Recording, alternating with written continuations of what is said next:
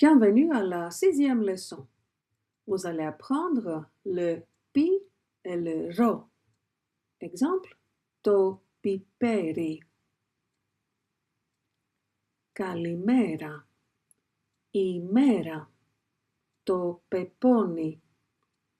Ένα ποτήρι νερό. Το νερό.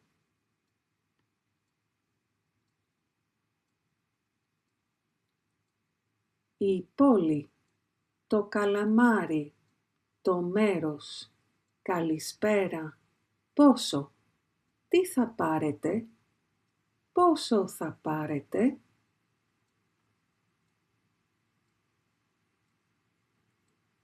Πόσο θέλετε. Πώς. Το πάρκο. Η πόρτα.